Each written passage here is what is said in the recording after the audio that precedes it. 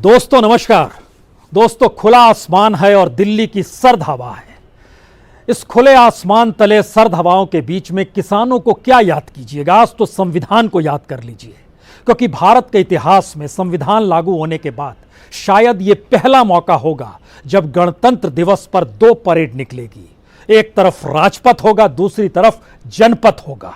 हालांकि ये भ्रम राजपथ हमेशा पाल कर चलता है कि जनपथ की निगरानी तो वही कर रहा है, लेकिन जरा कल्पना कीजिए, एक तरफ अलग अलग राज्यों की झांकियां जनपथ पे दिखाई देगी, राजपथ पर दिखाई देगी, और इन सबसे दूर दिल्ली के आउटर रिंग रोड में जब ट्रैक्टरों पर झांकियां निकलेगी, वह हर राज्य के दर्द की दास्तान कह रही होगी। किसानों के दर्द की त्रासदियों को बताने के लिए वह उन्मुक्त होगी, खुले आसमान तले सर्द हवाओं के बीच में। हमें लगता है कि आज इतिहास के उन पन्नों को पलटना चाहिए, क्योंकि आज का दिन यानी 24 जनवरी बहुत महत्वपूर्ण है। आज ही के दिन संविधान सभा ने इस देश में पहले राष्ट्रपति को चुना था, डॉक्टर राजेंद्र प्रसाद। और डॉक्टर राजेंद्र प्रसाद 1946 से इस देश के कृषि और खाद्य मंत्री थे, और जब वो कृषि मंत्री के तौर पर नेहरू की नेशनल कैबिनेट यानी इस देश की पहले मंत्रिमंडल में कृषि मंत्री के तौर पर उन्होंने इस देश के किसानों के हक के जो सवाल उठाए और लगातार उठाते रहे, उन सवालों के भीतर भी आज झांकने की जरूरत है। और इतना ही नहीं, 1950 में 26 जनवरी के दिन राष्ट्रपति का पहला भाषण, अब तो पूर्व संध्या पर भाषण होता है, लेकिन उस दिन 26 जनवरी को ही भाषण हुआ था। और उस भाषण में जो शब्द कहे गए थे डॉक्टर राजेंद्र प्रसाद के जरिए किसानों को लेकर, हमें लगता है आज उसको याद करने का भी दिन है। और चूंकि राजपथ ने बार बार इस परिकल्पना को ओढ़े रहा है कि दरअसल जनपथ की निगरानी भी वही करता है, लेकिन संयोग से पहला मौका है इन 72 बरस में, 1950 से अब तक की परिस्थितियों में पहली बार इस देश के भीतर में किसान परेड करेंगे। पहली बार किसान इस देश में अपने वाहन पे चलेंगे जो खेतों में चलते हैं। वो सड़कों पर फसल नहीं उगाएंगे, लेकिन सड़कों के जरिए इस देश दुनिया को इस बात का एहसास कराएंगे कि भारत के भीतर में एक संविधान है जिसमें समानता का जिक्र है, जिसमें समाजवाद का जिक्र है, जिसमें सेकुलरिज्म का जिक्र है, जिसमें इस देश की बहुमुखी सांस्कृतिक परिस्थितियों को एक साथ समेटकर चलने की परिस्थितियों का जिक्र है। आज बात शुरू कहां से की जाए? जिक्र हमें लगता है कि आज उन दस्तावेजों को हम कुछ लेकर आए हैं आपके साथ बांटने के लिए, क्योंकि जब पहली बार इस देश के पहले राष्ट्रपति ने भाषण दिया था तो उन्होंने कहा था, today for the first time in our long and checked history we find the whole of the vast land brought together under the jurisdiction of one constitution and one union, which takes over responsibility for the welcome of more than 320 million men and women who inhabited। यानी लगभग 32 करोड़ लोग जो यहाँ पर रह रहे हैं, उनकी जिम्मेदारी अब हमारे ऊपर, उनके कल्याण की जिम्मेदारी हमारे ऊपर है। और लंबा और चमकने वाला इतिहास भारत का रहा है, और अब भारत की समूची भूमि एक संगति और एक संघ के अधिकार क्षेत्र में आ चुकी है। इस बात का जिक्र जब उस वक्त राजेंद्र प्रसाद कर रहे थे तो उनके भाषण का कुछ हिस्सा हमको लगता है आपको हम सुनाते हैं। वो पूरा भाषण उन्होंने हिंदी में दिया था, कुछ शब्द उन्होंने दुनिया के लिए अंग्रेजी में कहे थे, लेकिन जो पूरा भाषण था उसकी जो आत्मा है, जरा उसे सुनिए। हमारे गणराज्य का उद्देश्य है कि इसके नागरिकों के लिए न्याय, स्वतंत्रता और समता प्राप्त करना तथा इस विशाल देश की सीमाओं में निवास करने वाले लोगों में भ्रातृभाव बढ़ाना, जो विभिन्न धर्मों को मानते हैं, अनेक भाषाएं बोलते हैं और अपने विभिन्न रीति रिवाजों का पालन करते हैं। हमारी भावी कार्यक्रमों में रोग, गरीबी, अज्ञान का उन्मूलन शामिल है। उस समय विस्थापितों का बड़ा जिक्र था, क्योंकि जो पाकिस्तान से लौट रहे थे और यहाँ की जो परिस्थितियाँ थी, अपने भाषण में उन्होंने जिक्र किया कि विस्थापितों को किस तरीके से बचाना भी है और उनको स्थिरता भी देनी है। लेकिन बीते दिनों प्रवासी मजदूर इस देश में विस्थापित सरीखे नजर आ रहे थे। उस वक्त भी इस देश के राष्ट्रपति या प्रधानमंत्री कुछ नहीं कह पाए। इसके बाद इसमें इस बात का जिक्र था कि राजनीतिक स्वतंत्रता के समान ही आर्थिक और सामाजिक स्वतंत्रता भी समय की मांग है। और इतना ही नहीं, अपने भाषण के अंत में डॉक्टर राजेंद्र प्रसाद ये कहने से नहीं चूकते हैं कि हमें अपनी सारी भौतिक और शारीरिक शक्तियां अपनी जनता की सेवा में लगा देनी चाहिए। और शायद यह एहसास कभी नहीं रहा कि 26 जनवरी के दिन इस देश में 2 परेड होगी, 2 तरीके से अलग अलग राज्य अपनी बातों को रखेंगे, क्योंकि कहीं पर राजपथ पर निकलती हुई जो झांकियां होंगी वह तो उनके उन सांस्कृतिक माहौल को बताएगी जिसे सत्ता ने गढ़ा है और सत्ता परिभाषित करके अपने माध्यमों से प्रचार कर रही है। लेकिन जो आउटर रिंग रोड होगा वहां पर जो ट्रैक्टर्स होंगे, उस पर जो झांकी होगी वो बताएगी, खास तौर से हिमाचल प्रदेश इस बात को लेकर निकलेगा कि देखिए हमारे यहाँ सेब होते हैं लेकिन उन सेबों की भी कीमत नहीं मिल पाती है। इस बात का जिक्र होने वाला है। उस ट्रैक्टर पर अलग अलग जगहों से जिन बातों का जिक्र होगा उसमें पंजाब के बलिदान का जिक्र भी होगा, उसमें छत्तीसगढ़ में धान का कटोरा क्यों कहा जाता है इसका भी जिक्र होगा, अलग अलग प्रांतों की अलग अलग परिस्थितियों का जिक्र होगा। महाराष्ट्र के किसान खुदकुशी करते किसानों के दर्द को लेकर ट्रैक्टर पर सवार होंगे। हमें लगता है आपको 1950 में एक बार फिर लिए चलते हैं। 26 जनवरी 1950 क्या कुछ निकला था उस दिन का जो नज़ारा था, हम पहले चाहते हैं कि उस नज़ारे को आप देखिए और उसके बाद जरा महसूस कर पाइए कि इसके ज़रिए आपके जहन में क्या आता है, क्योंकि उस वक्त सुरक्षा का माहौल नहीं था। राष्ट्रपति और जनता कमोवेश एक साथ चल रहे थे उसी राजपथ पर, उसी जनपथ पर, और वहां पर जिस तरीके से सेना की मौजूदगी थी वो हथियारों की होड़ नहीं थी, वो सरोकार किसी ना किसी तरीके से सरोकार की परिस्थितियों को जीवित करने वाली सोच वहां पर थी। लेकिन आइए पहले हम आपको इन दृश्यों को दिखलाते हैं, जरा देख लीजिए। अतीत के पन्नों का ये खूबसूरत नजारा है। प्रथम राष्ट्रपति के तौर पर डॉक्टर राजेंद्र प्रसाद शपथ लेते हुए, उसके बाद संविधान की कॉपी पर हस्ताक्षर करते हुए सामने बैठे हैं बाबा साहब अंबेडकर। फिर प्रधानमंत्री नेहरू ने भी संविधान पर हस्ताक्षर किए और 26 जनवरी को निकलने से पहले राष्ट्रपति ने पहले राष्ट्रपति भवन में सलामी ली और उसके बाद घर से वो बग्गी पर निकले।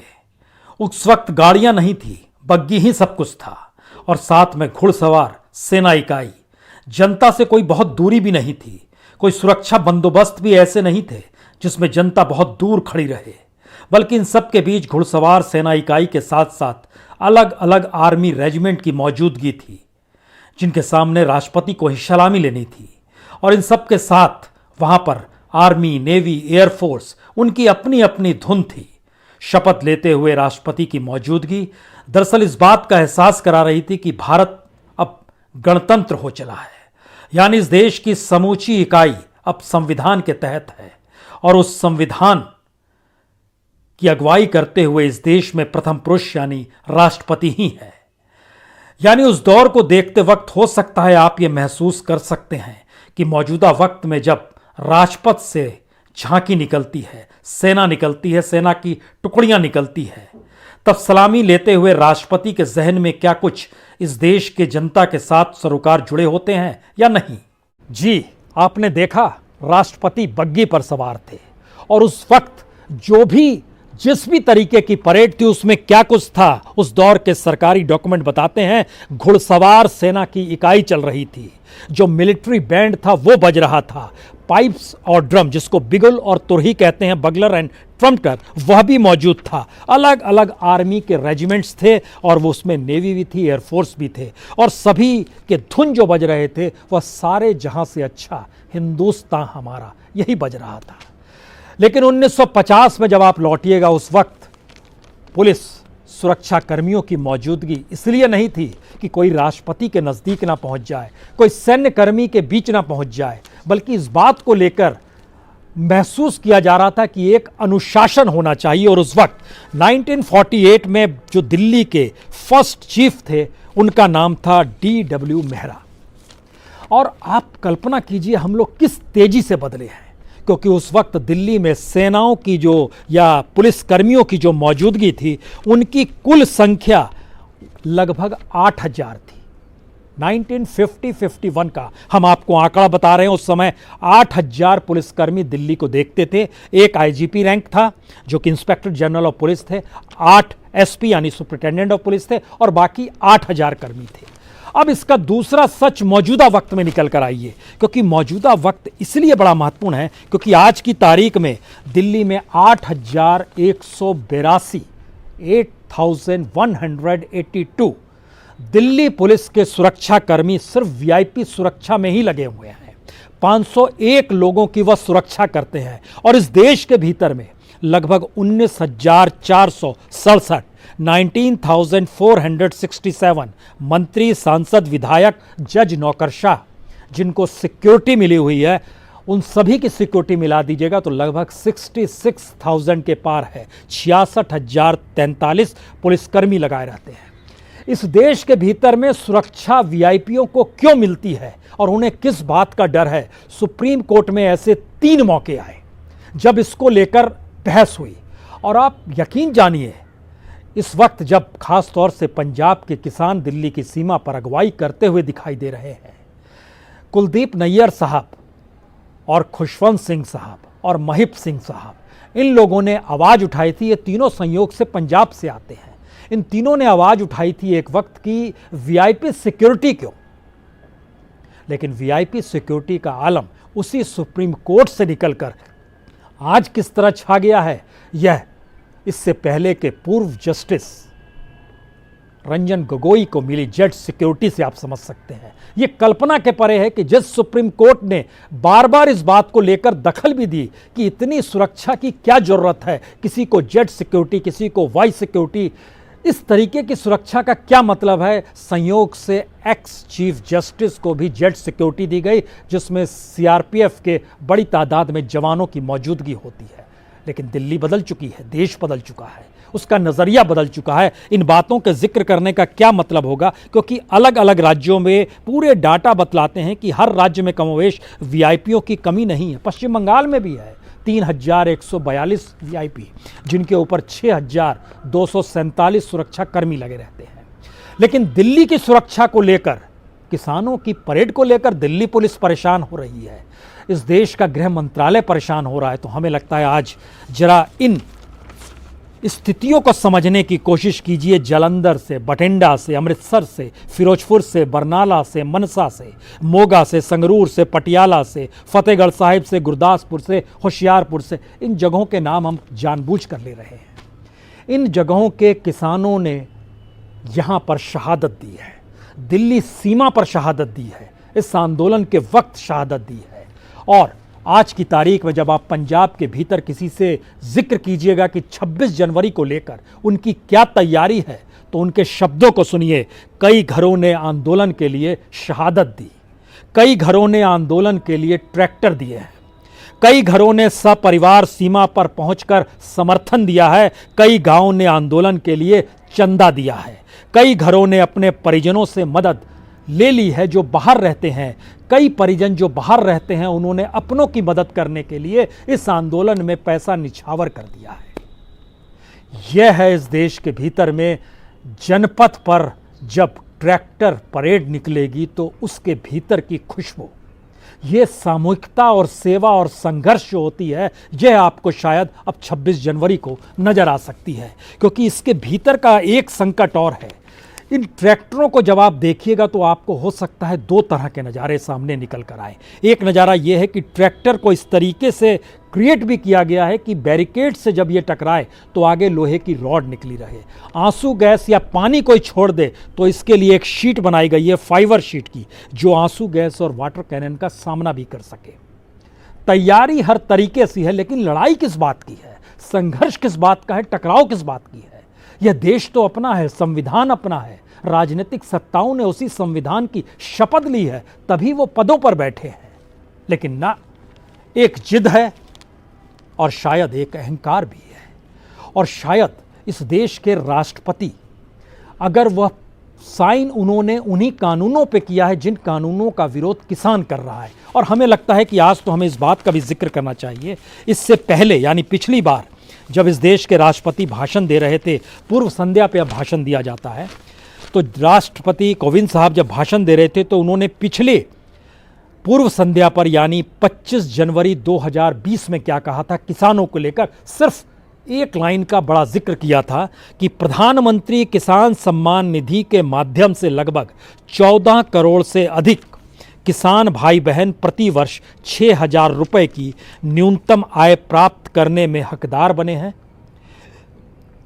इससे हमारे अन्नदाताओं को सम्मानपूर्वक जीवन बिताने में सहायता मिल रही है।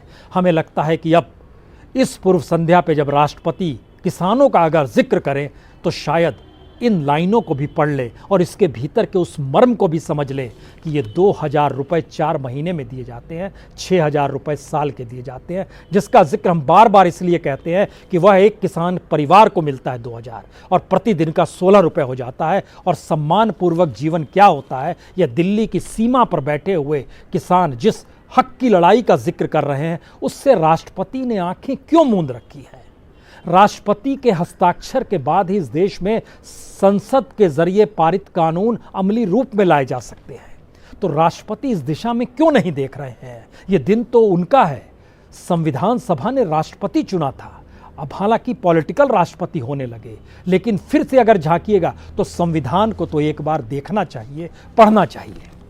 और इस देश के भीतर में जो 347 लोगों ने हस्ताक्षर किए हैं, उन प्रांत के अलग अलग लोगों के भीतर जब आप देखिएगा तो इन 47 लोगों ने जो हस्ताक्षर किए संविधान पर, जो अलग अलग प्रांतों से आते थे, उसमें से 164 लोग ऐसे हैं जिनकी जिंदगी किसानी से चल रही थी। इसीलिए किसान आत्मा है इस देश के संविधान के भीतर का। और जब भारत गणतंत्र हो गया और गणतंत्र देश के तौर पर इसकी मौजूदगी हो गई, तो हमको लगता है एक बार फिर आपको राजेंद्र प्रसाद की याद दिला दें, जिन्होंने इस बात का जिक्र किया था कि मैं प्रेसिडेंसी कॉलेज में जब पढ़ता था तो उस वक्त मैं कलकत्ता की पटरियों पर सोए हुए मजदूरों को देखता था, हाथ खींचने वाले रिक्शा वालों को देखता था, और मैं सोचता था राष्ट्रपति भवन के भीतर क्यों ऐसी शानदार चादर बिछी हुई है, और अक्सर वह फटी चादर ही बिछी रह जाती थी। बदलने वाले हिम्मत नहीं दिखा पाते थे, क्योंकि राष्ट्रपति की आत्मा भी इस देश के लोगों के साथ जुड़ जाती थी। लेकिन अब तो इतनी बड़ी तादाद में राजनेताओं की भी फौज हो गई, राज शब्द ठीक नहीं है, नेताओं की फौज हो गई, और इस देश में किसानों की तरफ देखने को कोई तैयार नहीं है। उस संविधान वाले दिन भी नहीं जिसको गणतंत्र दिवस के तौर पर हम मनाते हैं। और ये गणतंत्र दिवस भी यूं ही 26 जनवरी नहीं तय किया गया, इसका भी एक अपना इतिहास है। 1929 में कांग्रेस का अधिवेशन लाहौर में हुआ था, वहां पे पूर्ण स्वराज का नारा दिया गया था, और उसके बाद जब 26 जनवरी 1930 आई तो पूरे देश में प्रथम स्वतंत्रता दिवस मनाया गया, पूर्ण स्वराज के नारे के तहत मनाया गया। इसीलिए जब नवंबर 1949 को संविधान पूरा तैयार हो गया, उसके बावजूद भी 26 जनवरी का इंतजार किया गया, और 24 जनवरी आज ही के दिन उस पर हस्ताक्षर हुए थे। इन पन्नों को पलटते हुए मौजूदा वक्त में क्या हम कहें कि हम वाकई कई पीढ़ियों के आगे निकल आए हैं? क्या हम इस बात का जिक्र करें कि शायद संविधान पुराना हो गया? किसी भी देश का एक ही संविधान होता है, उस संविधान में कुछ संशोधन वक्त के हिसाब से जरूर होते हैं, लेकिन उस देश के संविधान को मटिया मेट कर उसको कहीं ऐसी स्थिति में ना लाया जाए जो संविधान में हक और उसकी जो आत्मा है वही खत्म हो जाए। ऐसा नहीं होना चाहिए, और ये शायद मौजूदा वक्त का सच है कि हो रहा है। और जब हम इन बातों का आपसे जिक्र कर रहे हैं तो हमको एक चीज़ और जहन में आती है जो सरकारी डॉक्यूमेंट देखकर ही महसूस कर सकते हैं कि इस देश के भीतर में जो किसान है और उसकी जो उपज है, और अब जिन ट्रैक्टरों के जरिए वो सवार है, उसका इस देश की जीडीपी में कितना योगदान है, इस देश के विकास में कितना योगदान है, क्या राष्ट्रपति अपने पूर्व संध्या के भाषण में इस बात का जिक्र करेंगे? इस देश में जो ट्रैक्टर चलता है, उस ट्रैक्टर में ही जो फ्यूल लगता है, जो पेट्रोल जो डीजल लगता है, वह टोटल डीजल जो खपत है इस देश में, उसका लगभग 28%, जी 28% डीजल सिर्फ इस देश के खेत खलियानों में ट्रैक्टरों में लगता है। कल्पना कर रहे हैं?